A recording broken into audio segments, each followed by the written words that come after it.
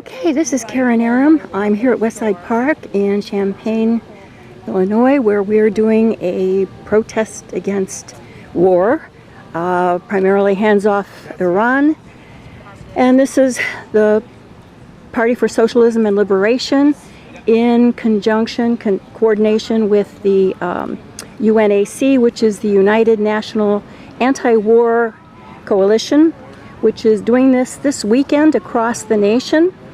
So we have a woman here, Charlene Stevens, who is going to be speaking on behalf of healthcare, on behalf of the PDA, that's the Progressive Democrats of America, which has joined with us.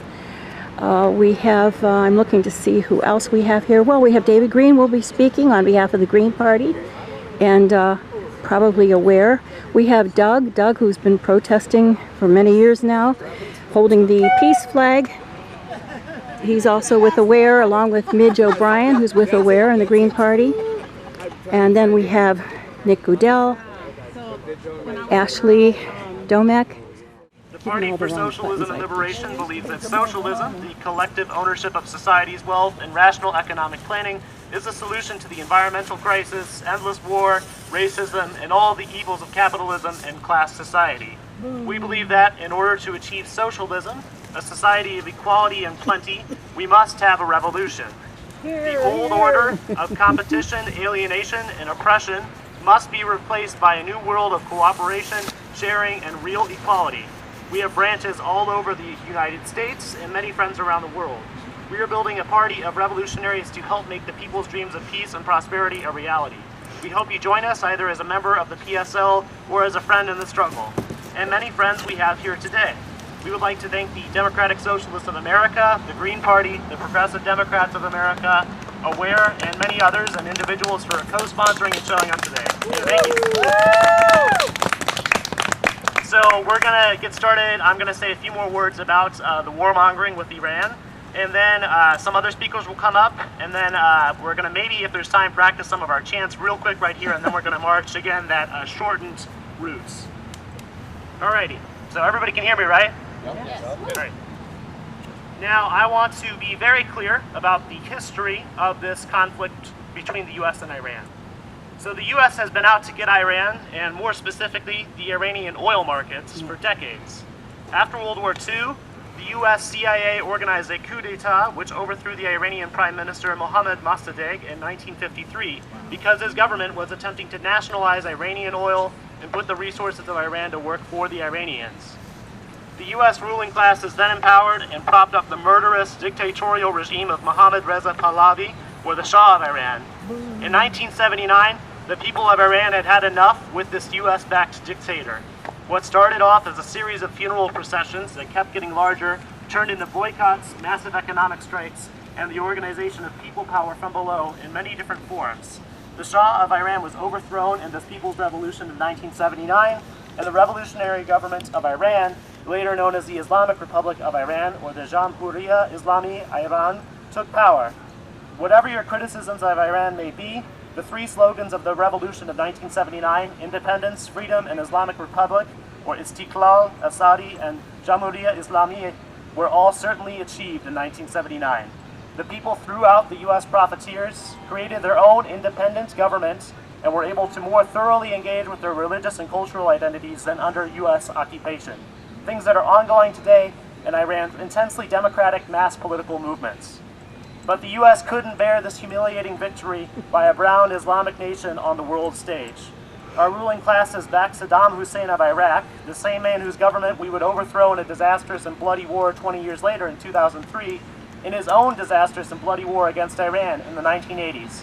Hundreds of thousands of people died in this U.S.-backed conflict. When war failed to overthrow the revolution, the U.S. turned to its sanctions and geopolitics, strengthening its ties with Israel, backing the Zionist state's claim that Iran was a state sponsor of terrorism and attempting an economic blockade of Iran.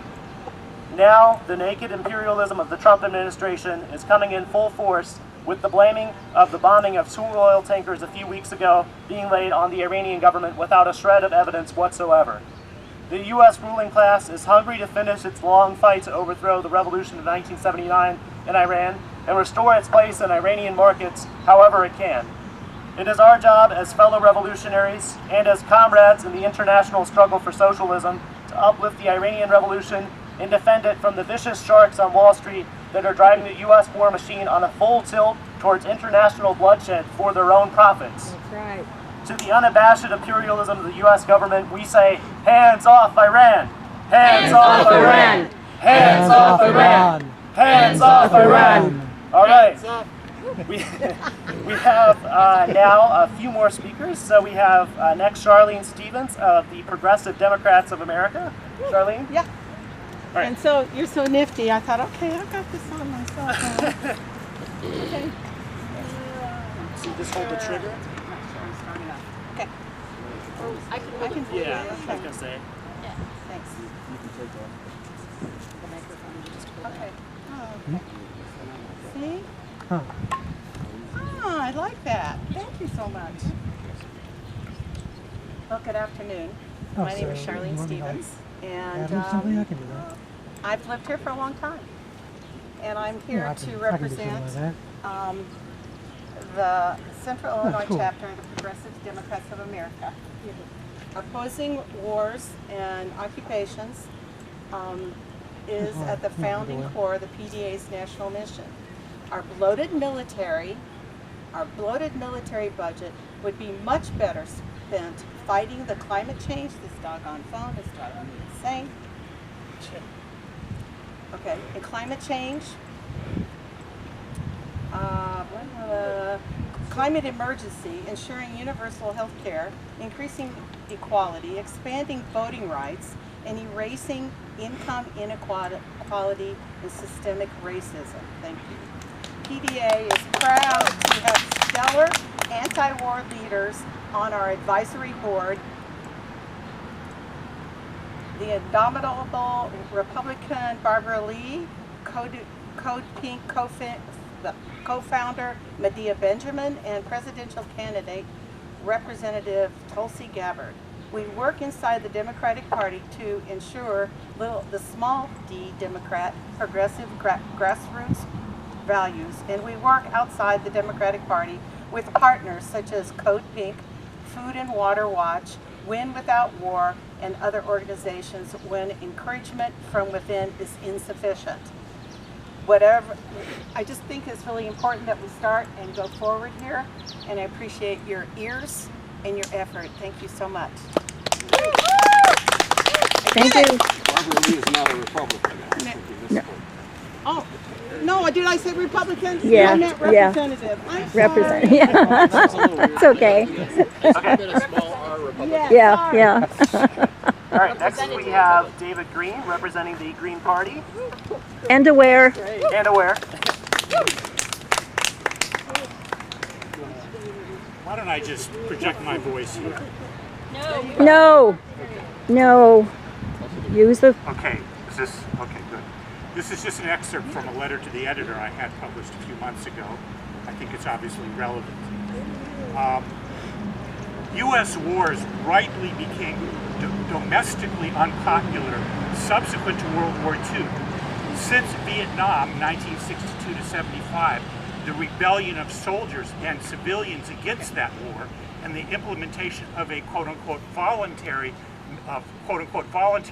military service, affluent Americans have overwhelmingly not encouraged their children to volunteer in such a manner.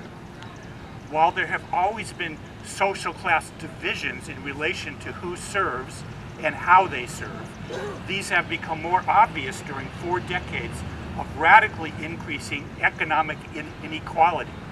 The children of the top 10% compete in the upper reaches of the class-rigged educational meritocracy, while those of the bottom 50% are incentivized, quote unquote, to serve as potential cannon fodder and global cops on the beat. Our wars are promoted by the political, corporate, media, and academic intelligentsia. War and constant threats of war are geostrategically, quote unquote, necessary in relation to the class interests of the 10% who not coincidentally own 80% of the stock market and whose portfolios portfolios are enhanced by military expenditures, a kind of weaponized socialism for the rich. The contradictions inherent in this situation necessitate an enormous amount of propaganda to both counter and preemptively silence dissent. Thus, the incessant and highly manipulative promotion of military veterans as icons of patriotic service and sacrifice. Nevertheless, these predominantly working class individuals, that is, those in the military, serve only the accumulative interests of the capitalist class and sacrifice only to the latter's benefit. Very well. Take that, Jim Day. Okay. And then I know next we're going to have Karen speak, but is there anybody who wants to speak before her? She will be our last speaker. Oh, me? Yeah. Were you going to speak or not? No, I'm going to pass. You don't need me. Well, all right. I can give you a John, little something. Yeah. John of the DSA.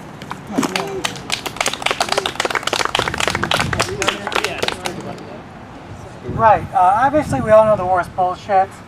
But an activist said recently that, like, the wildly unpopular war in Iraq, in Afghanistan, and elsewhere has gone on regardless of public opinion, leading to sort of malaise and rendering a lot of people, quote-unquote, passive neocons.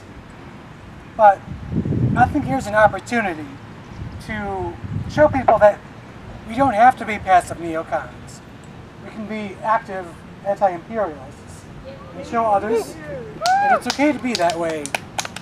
That this thing is pointless. I mean, the only reason it's going on is because of, Iranian oil and Venezuelan oil. God knows that, there are people in, like Yemen who are starving to death, who've gotten cholera, all sorts of stuff because of American intervention. But this isn't about that. Same thing with, the people in Palestine, the people along the southern border.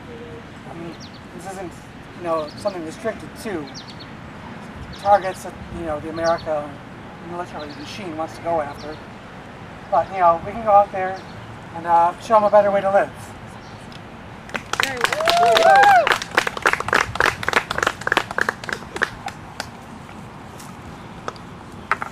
All right, thank you, John. Yeah. Next, Stuart would like to say a couple of words on behalf of Aware.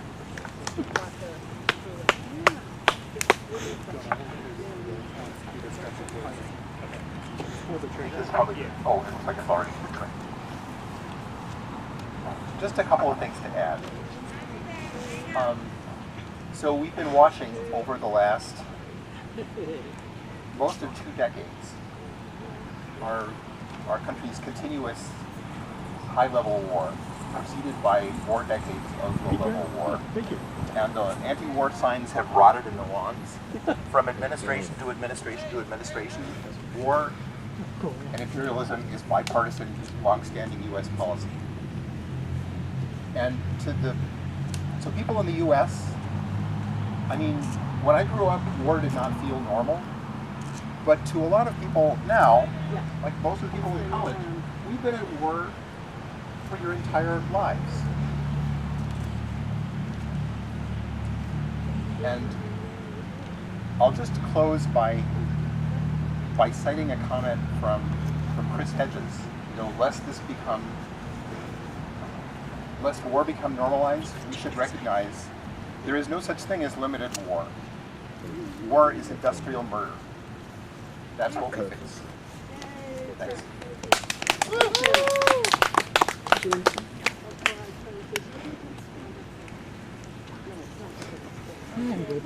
Okay, if there are no other speakers, correct? All right. If there are no, yeah. I guess I should be able to run one of these. Do I press something?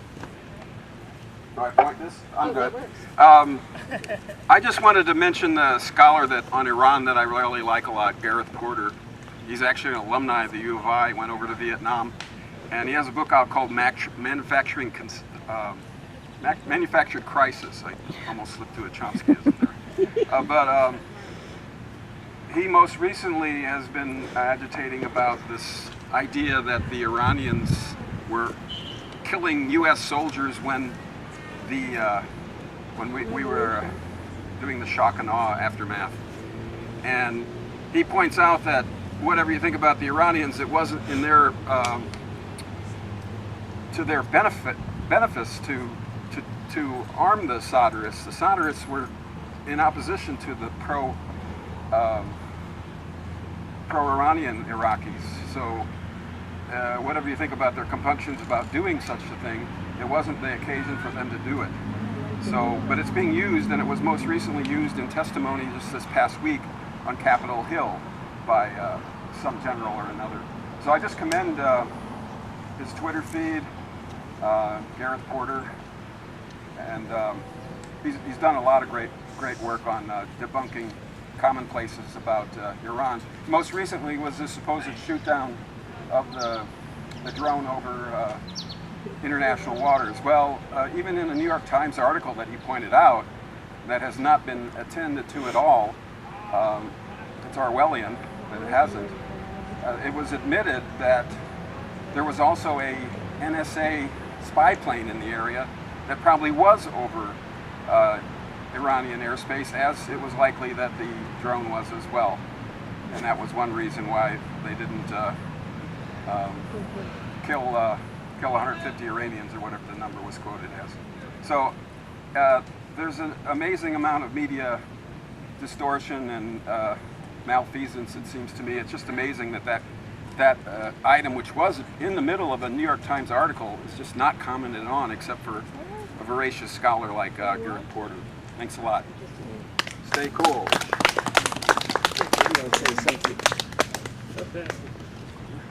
Let me add one or two things. Ken, we don't want to walk. We're trying not to walk. Procrastinate. I will. Hi, thanks. My name is the Ken one he Sala, just had and I was with, motivated to share some ideas from basically Stuart's contribution from the anti-war, anti-racism efforts, which I still think is relevant. And there's a sign that Karen has, which basically has the other way around, which is, well, basically both, that violence is the enemy. The two things is that, and again, I'm sharing these perspectives not because they're my own, these are collective ideas that, you know, became part of my cultural practice through the anti-apartheid movement in South Africa, and the trouble that we had in connecting that, as we should have done better, with the anti-capitalist movement. So I wanted to just say, and again, I was at a rally yesterday, which was much better attended, much more people there, but clearly the link with violence wasn't that well drawn. I mean, the idea that people come here as refugees is generally taken, but the notion that these people are being displaced by violence, imperialist violence, right, and of course the irony on all of that, all by way of saying that those borders were created through violence and have to be maintained through violence, right? And that's the first juxtaposition that we have to think about. But I wanted to also just, and I was saying to Paul, I think we need to do a better job, and the where for me was one of the forums, and maybe it needs to be revisited, is that these are racialized boundaries. All right, the idea that, I don't know, some people talk about the 51st state of the US, namely the UK, who's now doing their dirty work, and particularly a post-Brexit UK is now particularly dangerous as being on part of the more firmly the transatlantic alliance.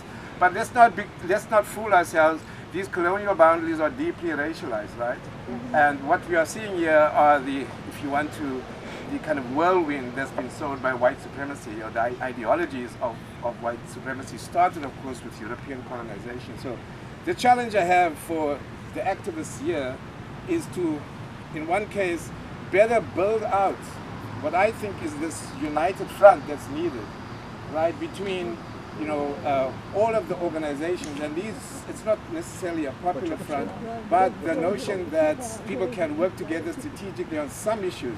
And clearly these are very dangerous times, so more ever than now, the need for some form of a united front is quite urgent, to find common ground to work together. And I think, for me, that's what is going to have to happen by taking anti-racist work a lot more seriously than what I've heard in discussions here. So thank you. I just wanted to share that and say that and I'm glad to share my South African perspective of some of the links between racialism and capitalism. But PSL has been, in particular, doing a great job and I just heard they're going to be doing something on the Cuban Revolution as well. So just a shout out, but also an appeal to take anti-racist work at the anti-racist and the racialized dimensions of imperialism much more seriously. Thank you very much. And even when you got a megaphone, you're quiet, folks. I can't tell. Oh, you didn't hear that? I heard it. Good. Okay. Aren't you glad I passed?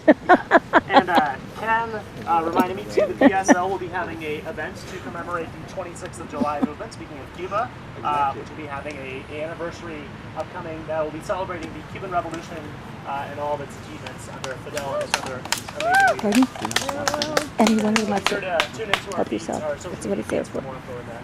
Okay, and so real briefly, I want to practice some of our chants, and then we'll be on our way here. So.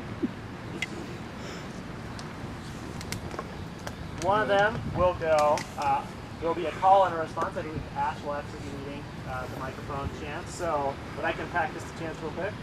So the call will be money for jobs and education, and y'all will say not for war and occupation. So let's try that. Money for jobs and education. Not for war and occupation. All right, here's another good one. The call is, hey, hey, Donald J. And y'all are going to say, how many kids have you killed today? Hey, hey, Donald J. How many kids have you killed today?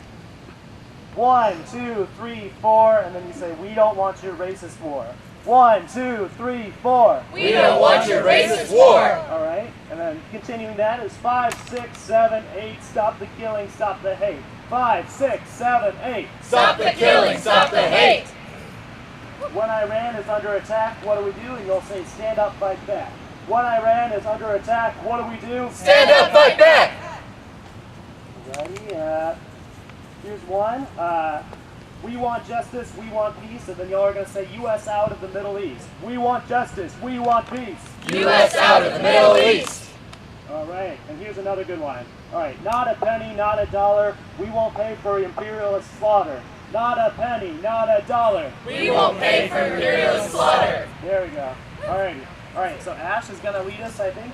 We're just going to go again down University and back to avoid some of the heat a little bit. Hands off Iran! Hands off Iran! Hands off Iran! Hands off Iran! Hands off Iran! Hands off Iran! Hands off Iran! Hands off Iran! All right. Hands off Iran! Thanks for coming. Hands off Iran! Hands off Iran! Hands off Iran! Hands off Iran! Hands off Iran! Hands off Iran! Hands off Iran! Hands off Iran! Hands off Iran! Hands off Iran! Hands off Iran! Hands off Iran! Hands off Iran!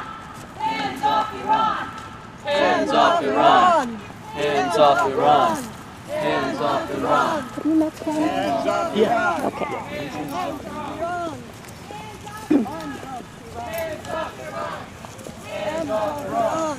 Hands off Iran! Hands off Iran! Hands off Iran! Hands off Iran! Hands off Iran! Hands off Iran! Hands off Iran! No justice!